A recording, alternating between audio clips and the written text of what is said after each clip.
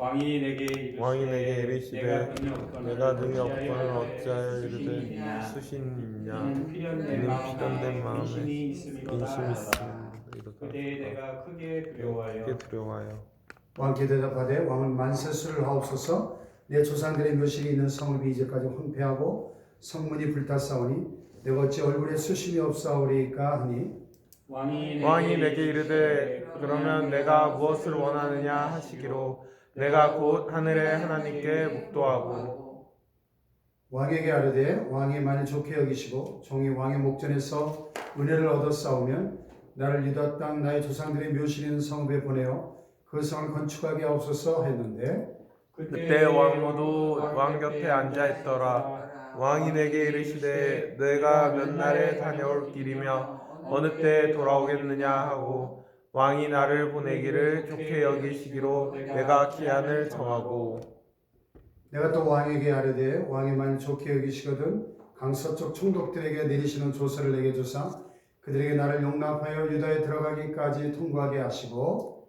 또 왕의 살린 강도 아사에게 조서를 내리사 그가 성전을 북한 영문의 은과 성곽과 내가 들어갈 뜻을 위하여 들고로 쓸 제목을 내게 주게 하옵소서 하매 내 하나님의 선한 손이 나를 도우심으로 왕이 허락하고 군대 장관과 마병을 보내어 나와 함께하게 하시기로 내가 강서쪽에 있는 총독들에게 이르러 왕의 조서를 전하였더니 호론 사람 산발락과 종이었던 암몬 사람 도비아가 이스라엘 자손을 흥하게 하려는 사람 막감을 듣고 심히 근심하더라.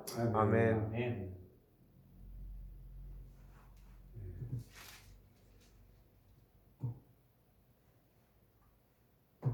미국 뉴욕에 가면 브루클린 다리라는 유명한 다리가 있는데 제가 이거를 아까 구글에서 좀 캡처한 사진 몇 장 사진을 좀 한번 잠깐 보여드릴게요. 브루클린 다리. 네. 3년 전에 이곳에 가서 처음 봤는데 이런 현수교죠. 네. 오늘날 현재의 모습입니다. 뉴욕의 아주 대표적인 관광 코스인데 이 맨하튼 섬과 이 브루클린 사이에 이 이스트 강이 흐르고 있는데 두 지역을 연결하는 다리입니다.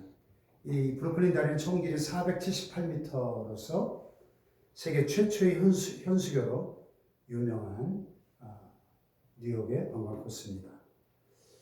1870년에 착공해서 1883년에 완공된 이 다리가 생기기 전에 사람들이 본래 이 맨하탄과 브루클린을 오갈 때마다 배를 이용해야만 했습니다. 이 강의 물살이 워낙 거셌기 때문에 다리를 세운다는 무슨 꿈도 꾸지를 못했습니다. 그때 존 러블링이라고 하는 기술자가 이 중간에 교각이 없는 현수교를 설계했습니다. 전문가들이 그의 설계를 보고 다 비웃었어요. 말도 안 되는 불가능한 일이다. 아버지와 같은 계통의 일을 하던 워싱턴 러블링이 아버지와 함께 이 브루클린 다리를 세우는 일에 합세를 했습니다. 요새는 토목공사 기술이 워낙 좋아져가지고 우리나라에서도 이런 다리 하나 놓는 거는 일도 아닌데 그 당시에 벌써 한 140년 전이니까 그 당시에 교각이 없는 다리를 세우는 공사는 정말 처음부터 난공사였습니다. 결국 공사가 시작된 지 몇 개월이 지나지 않아서 현장에서 불의의 사고로 아버지 존 러블링이 공사장에서 죽고 말았습니다. 설상가사로 그의 아들 워싱턴 러블링은 뇌를 다쳐서 걷지도 못하고 말도 제대로 못하고 중환자실에 누워있는 식물인간이 되고 말았습니다.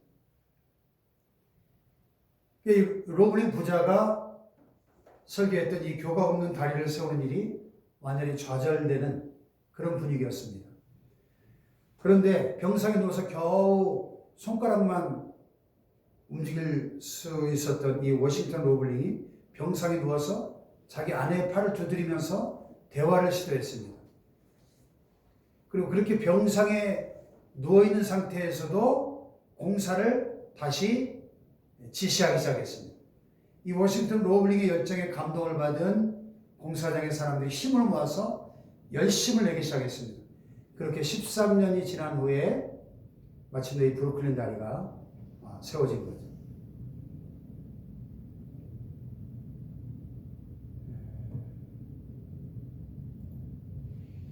좀 140년, 150년 전 일인데 오늘날 봐도 너무나 아름다운 다리 아닙니까? 네.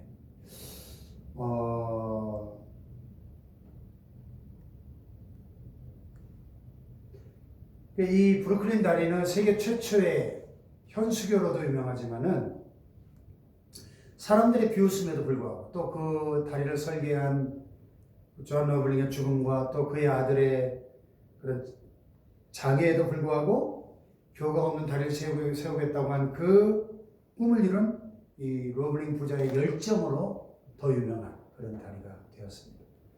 우리가 인생을 사는 데 있어서 우리를 낙심하게 만들고 포기하게 만들고 주저앉게 만드는 그런 아픔과 장애물들이 얼마나 많은지 모릅니다.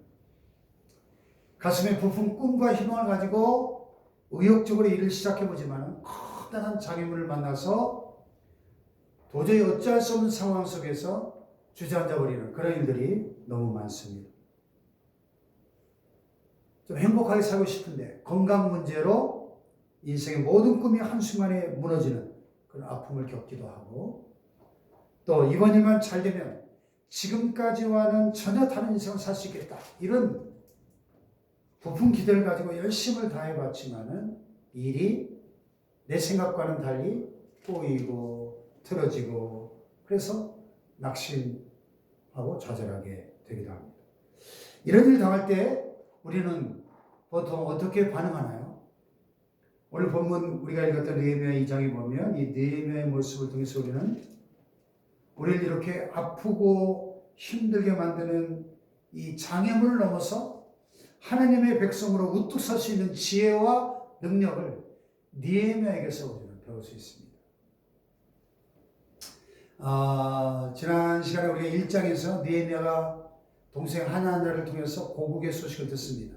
예루살렘 성벽이 다 무너져 버리고 예루살렘 성문들이 다 불에 타버리고 또 포로로 끌려감을 면하고 남은 유다 백성들이 주변 이방 족속들의 공격을 받아서 큰 혼란과 능욕을 당하고 있다 하는 그런 비참한 소식이었습니다.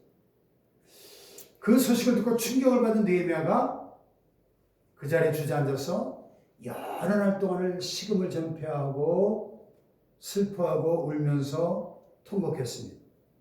그 충격과 상실감 앞에서 느헤미야가 했던 것은 기도였죠. 기도. 그래서 1장 11절에 보면 이렇게 기도했어요. 주여 구하오니 귀를 기울이사 종의 기도와 주의 이름을 경외하길 기뻐하는 종들의 기도를 들으시고 오늘 종이 형통하여 이 사람 앞에서 은혜를 입게 하옵소서 하였더니 그때 내가 왕의 술관원이 되었느니라 그랬어요. 느헤미야가 하나님께 눈물로 기도했습니다. 이 사람 앞에서 은혜를 입게 하옵소서 그렇게 기도했는데 이 사람은 아닥사스다 왕을 가리키죠. 예루살렘 성벽 재건하는 일을 중단시켰던 아닥사스다 왕을 가리키는 말입니다. 그래서 느헤미야는 지금 하나님께 예루살렘 성벽 재건 공사를 중단시켰던 이 완고한 왕의 마음을 돌이켜 주셔서 중단된 예루살렘 성벽 재건 공사가 다시 시작될 수 있게 해달라고 간절히 기도한 겁니다. 그렇게 느헤미야가 4개월 동안을 하나님의 도우심을 간절히 구하면서 금식하면서 간구합니다. 느헤미야는 이 아닥사스 왕이 왜 예루살렘 성벽 재건 공사를 중단시켰는지 그 이유를 잘 알고 있었어요. 이 아닥사스다가 자기 아버지의 뒤를 이어 왕이 되자마자 애굽에서 반란이 일어납니다. 그래서 아닥사스다 왕이 그 반란을 진압하기 위해서 6년이라는 세월을 엄청난 어려움을 겪게 됩니다. 그 힘겨웠던 과정을 느헤미야도 누구보다 잘 알고 있었습니다. 그런데 아닥사스다 왕에게 예루살렘 성벽이 재건되면 이스라엘 백성들이 반란을 일으킬 것이다, 이런 고발장이 접수가 된 겁니다. 그러니 그 아닥사스다 왕이 예루살렘 성벽 재건을 허락할 리가 만무하죠. 허락하지 않을 것이 불을 보듯이 뻔한 일이었습니다. 느헤미야가 4개월을 눈물로 금식하며 기도하는 동안에도 아닥사스다 왕이 마음이 변할 기미가 조금도 보이질 않았습니다. 그리고 왕이 예루살렘 성벽 재건을 허락할 만한 어떤 그 전국의 상황 변화도 없었습니다. 기도하던 느헤미야의 속이 얼마나 답답하고 힘들었겠습니까? 기도를 간절히 하긴 하지만은 이루어지지 않으면 어떻게 하나는 그런 근심과 걱정이 가득 밀려왔습니다. 그러니 그의 얼굴이 어떻게 편할 수가 있겠어요? 얼굴에 수심이 가득하게 됐습니다. 아닥사스다 왕이 이렇게 느헤미야의 얼굴을 보니까 수심이 가득하거든요. 지금까지 네가 내 앞에 나올 때는 얼굴에 수심이 없었는데 얼굴에 그렇게 수심이 가득 찬 이유가 뭐냐? 이렇게 물어요. 하나님께서 아닥사스다 왕을 통해 지금 역사하기 시작한 것이죠. 근데 여기서 우리가 알아야 될 것은 느헤미야가 당시에 왕의 술 맡은 관원이었는데, 고대사에서 왕을 독살하는 가장 흔한 방법은 왕이 마시는 술잔에 독을 타는 거예요. 따라서 왕의 술 맡은 관원은 왕이 가장 믿고 신이 많은 신하에게만 맡겼습니다. 근데 그 중책을 맡은 술 맡은 관원인 느헤미야의 얼굴에 수심이 가득한 상태로 왕의 면전에 서 있다? 왕 앞에서 표정 관리가 안 된다? 이거는 그 자체로 모가지가 달아날 수 있는 그런 중죄에 해당됩니다. 그래서 오늘 본문에 보면 2절 끝에 보면 이른필은 내 마음에 근심이 있음이로다 그랬더니 느헤미야가 그때 내가 크게 두려워하여. 왜 두려워했을까? 지금 왕 앞에서 표정 관리를 못했으니까 이건 모가지가 달아날 수 있는 지금 큰 일인 거죠. 느헤미야는 두려웠지만은 왕에게 자기의 고민을 솔직하게 다 털어놓습니다. 자, 3절 한번 읽어볼까요? 3절 시작. 왕께 대답하되 왕은 만체스러옵소서. 내가 조상들의 의식이 있는 성읍이 이제까지 황폐하고 성문이 불탔사오니 내가 어찌 얼굴에 수심이 없사오리까 하니. 이 왕이 느헤미야의 고민을 다 들은 다음에 그가 원하는 모든 걸 다 들어줍니다. 재정적으로, 행정적으로, 군사적으로 필요한 모든 것들을 전폭적으로 다 지원해 줍니다. 하나님은 하나님의 때에 하나님의 일을 시작하신 거예요. 할렐루야. 아멘. 느헤미야의 기도가 그 분량이 꽉 차는 순간 하나님의 선한 손이 움직이기 시작한 겁니다. 그래서 느헤미야가 예루살렘 성벽을 재건하라고 하는 이 왕의 허락을 받은 다음에 이런 고백을 해요. 8절 한번 봅시다. 시작. 또 왕의 살림 감독 아삽에게 조서를 내리사 그가 성전에 속한 영문의 문과 성곽과 내가 들어갈 집을 위하여 들보로 쓸 제목을 내게 주게 하옵소서 하매 내 하나님의 선한 손이 나를 도움으로 왕이 허락하고. 이 마지막 끝부분의 표현이 중요합니다. 내 하나님의 선한 손이 어떻게 해요? 나를 도우심으로 왕이 허락하고. 한번 따라해 볼까요? 내 하나님의 선한 손이 나를 도우심으로. 느헤미야가 지금 이 절대 불가능해 보였던 일을 성사시킨 다음에 얼마든지 자신의 의를 드러내려고 마음먹으면 드러낼 수 있었을 거예요. 지난 4개월 동안 그렇게 눈물과 금식으로 기도했던 자기의 의를 드러낼 수도 있었을 겁니다. 또 왕이 자신을 위해서 이렇게 어려운 결정을 해주었는데 이건 왕이 자기를 얼마나 신임하고 있는가 이렇게 자랑할 수도 있었을 겁니다. 또 왕이 묻자마자 조목조목 왕에게 필요한 것들을 요청했는데 자기가 얼마나 치밀하게 계획을 세웠는지를 이렇게 내세울 수도 있었을 거예요. 근데 그런 일체 이런 자기의 자랑과 자기의 의를 드러내지 않고 아닥사스다 왕이 이렇게 마음을 바꿔서 예루살렘 성벽을 재건하도록 허락한 것은 전적으로 하나님의 선한 손이 나를 도우셨기 때문에 이루어진 일이다. 이렇게 고백하는 거예요.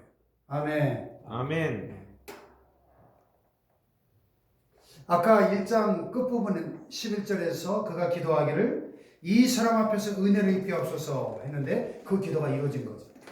이 사람, 이 아닥사스다 왕 앞에서 내가 은혜를 입게 없소서 한 기도가 응답된 겁니다. 그래서 느헤미야는 그 기도의 결과 앞에서 이 모든 것은 하나님의 선한 손이 나를 도우심으로 가능한 것이었습니다. 이렇게 고백하는 거예요. 할렐루야. 아멘. 그래서 우리도 우리의 어떤 중요한 기도가 응답되었을 때 바로 이러한 느헤미야의 태도가 이 느헤미야의 신앙 고백이 우리에게도 필요한 것이죠. 나의 의를 드러내지 않고 나를 자랑하지 않고 하나님께 그 모든 영광을 돌려드리는 이 겸손한 신앙 고백이 저와 여러분에게도 있게 되길 주님의 이름으로 축복합니다. 아멘. 저는 이 오늘 본문을 보면서 1장 11절의 그의 간절한 기도와 오늘 본문 2장 8절 사이에 2장 8절의 이 응답 사이에 또 한 번의 느헤미야의 간절한 기도를 발견하게 되는데 그것은 바로 4절에 있는 기도예요. 2장 4절 시작.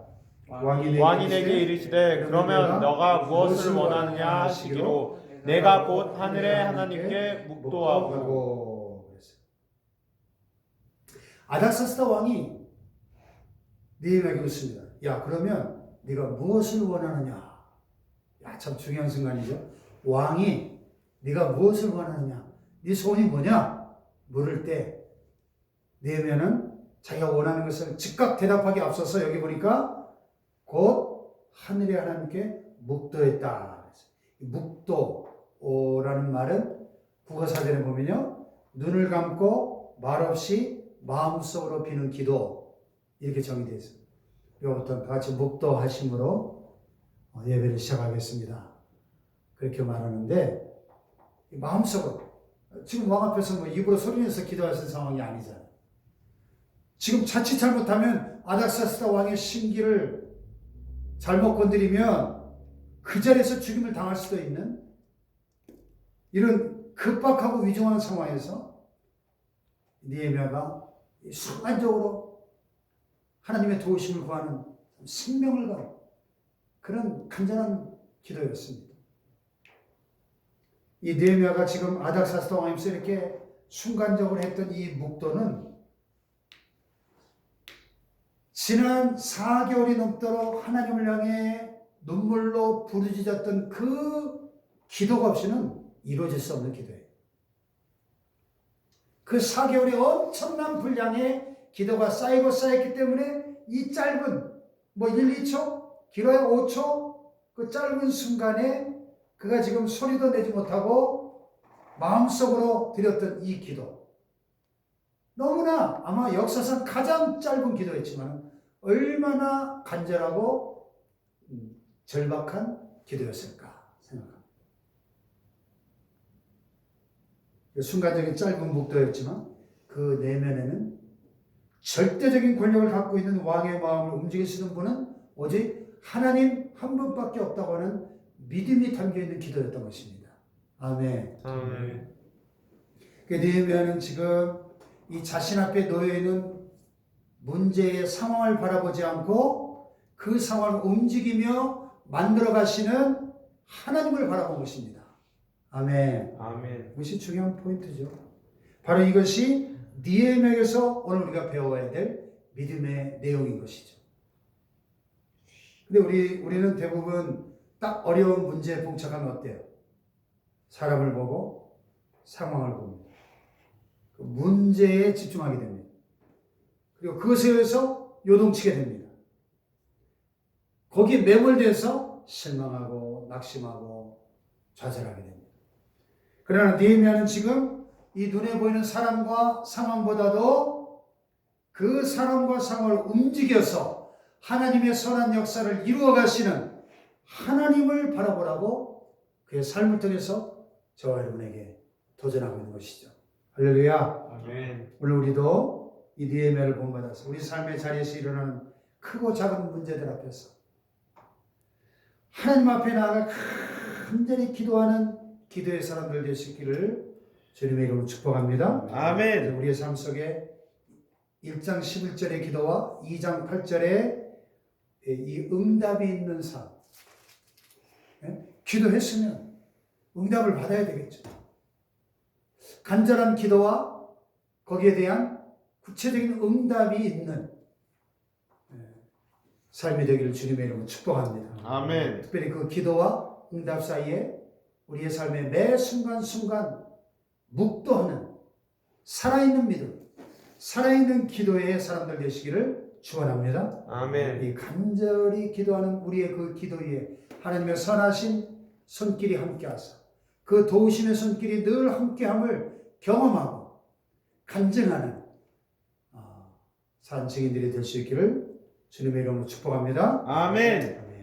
364장 찬송하고 좀 합심하여 기도하시면 하겠습니다.